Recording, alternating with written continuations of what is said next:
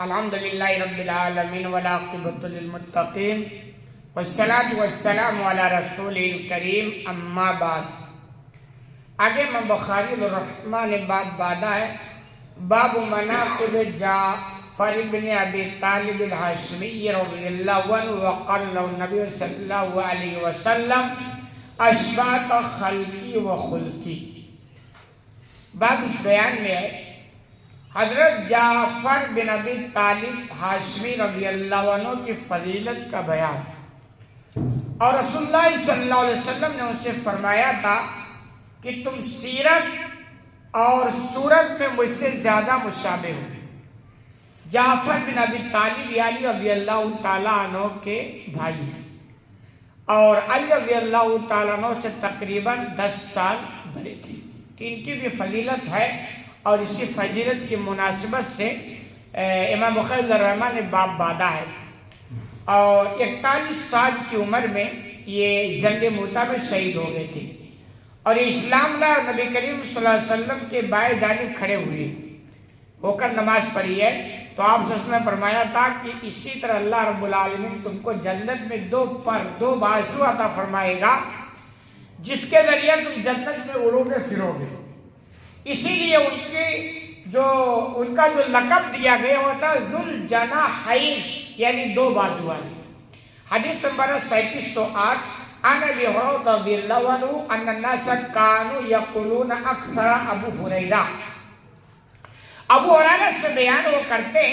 وہ کہتے ہیں کہ لوگ کہتے ہیں کہ ابو ہریرہ یہ زیادہ حدیثیں بیان کرتا ہے، یعنی اپنے بارے میں جو چرچا سنتے تھے کہ بھئی سب سے زیادہ صحابہ میں حدیثیں جو بیان کرنے والے ہیں وہ ابو ہریرہ ہیں، یعنی نبی کی بات جو نقل کرتے، ضبط کرتے، یاد کرتے اور لوگوں کو بیان کرتے، تو کہتے تھے وہ ابو ہریرہ ہے۔ تو لوگوں کی باتیں جو چرچا ہوتا تو پہنچتی بھی بات نا، تو ابو ہریرہ کے پاس وہ بات پہنچی تو انہوں نے اس کا ترک دیا، بتایا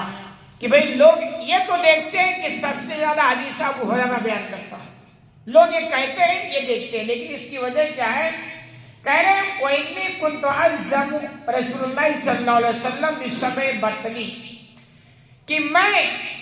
میرا پیٹ بھرنے کے بعد میں نبی کریم صلی اللہ علیہ وسلم کے ساتھ ہی رہتا ہوں، یعنی الزمو ہے چمٹ کے رہتا ہوں،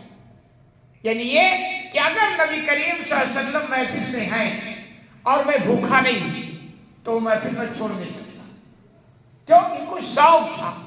کہ نبی کریم صلی اللہ علیہ وسلم کی کوئی بھی بات مس نہیں ہونی چاہیے، یہ شوق جنون تھا۔ اور یہ نوٹ کریں، کسی آدمی کو کسی چیز میں کامیابی چاہیے یا کامیابی کے کمال تو پہنچنا ہے، تو اس میں اس کو جنون پیدا ہونا چاہیے۔ کیوں؟ کیونکہ آدمی پہ جو جنون ہو جاتا نا تو اس کو وہی نظر آتا ہے، اس کے پیچھے بھاگنا، دوڑنا، محنت، پھر دوسری چیزیں اس کے سمجھ میں نہیں آتی۔ تو ابو ہریرہ رضی اللہ تعالیٰ عنہ کو حدیثوں کے ضبط کرنے سننے کا ایک جنون سوال تھا، تو کہتے بس میں اتنی فکر رکھتا کہ میرا پیٹ بھر گیا کیسے نہیں، نہ ان کے کوئی کاروبار، نہ کوئی بزنس، نہ کوئی کچھ نہیں، بس کیسے بھی کر کے ان کا پیٹ ہلکا پھلکا بھرتا، اور اس کے بعد نبی کے محفل میں شریک ہوا، چھوڑتے نہیں تھے۔ تو کہہ رہے لوگ تو یہ کہتے ہیں کہ حدیثیں بیان کرتا ہے، لیکن یہ نہیں پتا ہے کہ میں کیسے بیان کرتا ہوں، یہ حدیثیں مجھے کیسے یاد ہے۔ ہوتا نا کبھی کہتے یار 4 منٹ کی بات تو ہے، کیا فرق پڑتا ہے، مولانا صاحب کو اتنی بڑی محنت ہو جاتی، یہ 4 منٹ تو دکھ رہا ہے، اس کے پیچھے والی محنت نہیں دکھتی ہے، یہ ایسے تھوڑا آسانی سے حاصل ہو جاتا ہے۔ تو ابو ہریرہ کہتے ہیں، لوگ کہتے ہیں زیادہ حدیثیں بیان کرتا ہے، لیکن وہ حدیثیں جو میں بیان کرتا ہوں وہ کیسے بیان کرتا ہوں؟ تو کہہ رہے بس میں اپنے پیٹ کی تھوڑا بہت فکر کرتا ہوں، پھر نبی سے لگا رہتا ہوں۔ اور آگے کہتے ہیں حتی لا آکل الخمیر ولا البس الحبیر، یہاں تک کہ میں تو نہ خمیر روٹیاں کھاتا ہوں اور نہ عمدہ لباس پہنتا ہوں، بس جو بھی روکھا سوکھا آسی باسی روٹی کا ٹکڑا مل گیا اسی پر گزارا کرتا ہوں، اور پہننے کا معاملہ تو کہ جو بھی میسر ہو جائے پردے کے حساب سے کپڑا پہن، بس یہی میری زندگی ہے، اور باقی ایک ہی مشن ہے نبی کریم صلی اللہ علیہ وسلم کی کوئی بات مس نہ ہو نہیں پائے۔ تو کہہ رہے میں نہ عمدہ روٹیاں کھاتا ہوں اور نہ عمدہ لباس پہنتا ہوں، وَلَا يَخُدُّمْنِي فُلَانٌ وَلَا فُلَانٌ، اور نہ میرے خدمت کے لیے کوئی کھلا ہے اور نہ کوئی کھلاڑی ہے، یعنی نہ کوئی خادم مرد ہے نہ کوئی خادمہ عورت ہے میرے خدمت کے لیے، میں تو ایسے ہی گزار رہا ہوں۔ وَكُنْتُ أَمْسِكُ بَطْنِي بِالْحَسْبَاءِ مِنَ الْجُوعِ، اور بسا اوقات بھوک کی وجہ سے میں اپنے پیٹ پر پتھر باندھ لیتا ہوں۔ یہ کیونکہ سن کے آدمی پریشان ہو جاتا نا، تو کہیے جو ہمیں حاصل ہوئی ہے ایسے نہیں حاصل ہوئی، بڑی قربانیاں ہم نے دی ہیں۔ قربانیوں کا ایک نمونہ ہے کہ میں بسا اوقات بھوک کی وجہ سے جب کچھ نہیں ملتا ہے تو پیٹ پر پتھر، ہوتا کیا تھا، بھوک لگتی تھی کھانے کو نہیں ملتا تو پیٹ پچک جاتا، تو اس پر وہ کیا کرتے تھے، پتھر باندھ لیتے تھے۔ ابو طلحہ کا واقعہ بھی ہم نے بچوں کو غالب پڑھایا، آپ دیکھیں کتنی مشقت کے ساتھ یہ دین ہم تک پہنچا ہے جس کی ہم قدر نہیں کرتے ہیں۔ ابو طلحہ بیان کرتے ہیں کہ ہم کو بھوک لگی تو ہم اللہ کے رسول، اور پیٹ پر پتھر باندھے ہوئے تھے، تو ہم اللہ کے رسول صلی اللہ علیہ وسلم کے پاس گئے اور اپنا دامن اٹھا کر دکھائے کہ اللہ کے رسول بھوک کا یہ عالم ہے اور پیٹ پر پتھر ہوتا ہے۔ تو کہہ رہے اللہ کے رسول صلی اللہ علیہ وسلم نے بطور تسلی کے لیے اپنا دامن اٹھایا تو وہاں 2 پتھر بنے تھے۔ تو یہ کہ صحابہ کا معاملہ نہیں، نبی کا بھی معاملہ ایسے تھا، اور صحابہ کے معاملہ بڑی قربانیاں انہوں نے دی ہیں، لیکن حقیقت یہ ہے کہ ان قربانیوں کی ہم قدر نہیں کر پا رہے۔ تو ابو ہریرہ کہتے ہیں میں پیٹ پر پتھر باندھ لیا کرتا تھا۔ ان کنت لیستقری الرجل الآیہ ہی معی، اور کہہ رہے ہیں کبھی کبھار مجھے میں آدمی سے کسی آیت کا مطلب پوچھتا، آدمی سے کسی آیت کا کوئی آیت لیتا اور کہتا بھائی ہمیں یہ آیت کا مطلب بتاؤ۔ کہہ رہے جب کہ میں اس آیت کا مطلب جانتا تھا، کیوں پوچھتا تھا، کلیبہ فی بھی فیطعمنی، تاکہ وہ مجھے اپنے ساتھ لے جا کر کے کچھ کھلا دے۔ یعنی بھوک کا یہ عالم ہوتا کہ بھوک لگی ہوئی تھی، انتظام نہیں ہوتا، تو کسی سے کوئی آیت کا مطلب پوچھتا تاکہ اس کو میری بھوک کا یہ احساس ہو جائے اور مجھے لے جا کر کھانا کھلائے۔ یعنی پاک دامنی کا یہ عالم ہے عفت کا اور خودداری کا کہ زبان نہیں کھولنے،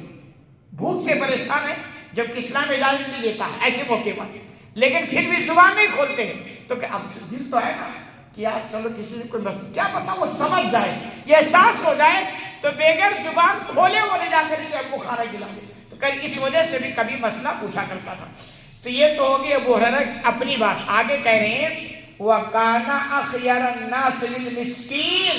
اور مسکینوں کے لیے سب سے زیادہ خیر خواہ جعفر بن ابی طالب، جعفر بن ابی طالب کے جن کے تعلق سے امام بخاری رحمہ اللہ نے باب باندھا ہے ان کی فضیلت میں کہ مسکینوں کا خیر خواہ کرنے والا، دیکھ ریکھ کرنے والا، دھیان رکھنے والا اگر کوئی تھا سب سے زیادہ تو جعفر بن ابی طالب کے، جو علی رضی اللہ عنہ کے بڑے بھائی کریے تھی۔ آگے کہہ رہے ہیں کانا ینقلب بنا فیطعمنا ما کان فی بیتہ، کبھی کبھار وہ ہم کو اپنے گھر لے جاتے اور جو بھی گھر میں ہوتا وہ ہم کو کھلا دیتے، کیونکہ حالات ایسے تھے کہ بھئی غربت کی عالم تھا، کھانا سے میسر ہوتا نہیں تھا، بھوکتے رہتے تھے، تو ایسے لے کے چلے جاتے اپنے گھر کی، چلے کچھ تو ہوگا، کہہ رہے جو بھی ملتا وہ ہم کو کھلا دیتے۔ کھانے والے بھی ویسے تھے، کھلانے والے بھی ایسے تھے کہ کسی کے اندر کوئی نخرہ نہیں، بس پیٹ بھرتا ہے۔ اور حقیقت یہ جب آدمی کو پیٹ بھرنا ہے تو جو مل جائے سب گزارا کرتا ہے، اور جب پیٹ بھرا ہوتا ہے نا تب نخرے دکھتے ہیں کہ یہ چاہیے وہ چاہیے، یہ ہوتا ہے۔ تو چونکہ بھوکے تھے اور یہ سارا چلتا تھا تو کہہ رہے گھر میں لے جاتے، جو ملتے وہ کھلا دیتے۔ حتیٰ کانا یخرج الینا العکا، اللہ کے لیے سفیر شے، کہہ رہے کبھی کبھار وہ ہمارے لیے گھر میں سے شہد یا دودھ کی کپی نکال کر لاتے، شہد یا گھی کی کپی، یعنی جس میں ڈال کر کے ڈبے میں ڈالتے نا کپی ہوتی تھی، کہہ رہے جس کو شہد وغیرہ ڈالنے کے لیے یا گھی ڈالنے کے لیے کام آتا تھا، تو گھر میں کچھ نہیں ہوتا